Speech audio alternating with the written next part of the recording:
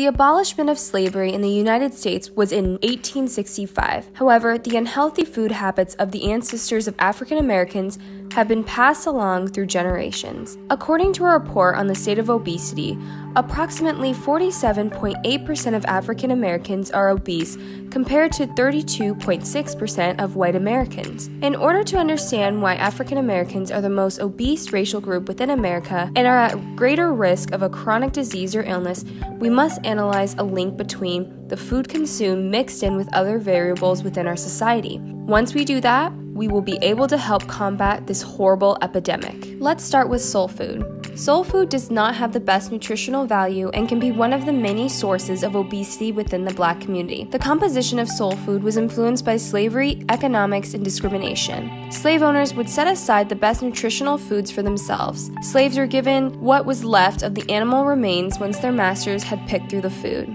Even though the style of cooking was born out of survival, the style of cooking is not healthy for African Americans. The soul food diet consists of high fats contents, sugar, and sodium for flavor, and continuous consumption of these foods without exercise can cause the body's nutritional system to get clogged up, confused, and stuck in a fat storing mode.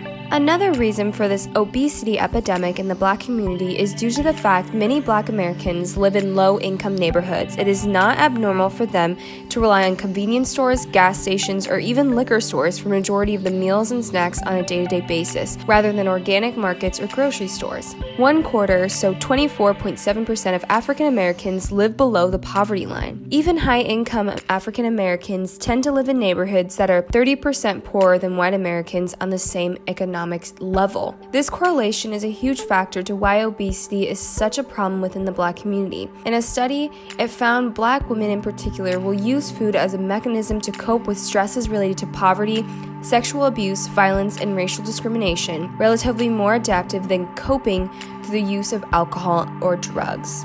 In order to solve this epidemic, I believe African Americans within low-income communities need to have economical and nutritional food options in order to combat the Black obesity crisis. We cannot heal the past with slavery, however, we can fix a broken system. If we educate the youth and start to inform the masses about the historical and racist systematic practices that have been enabled, we can start making progress as well as take down this broken system.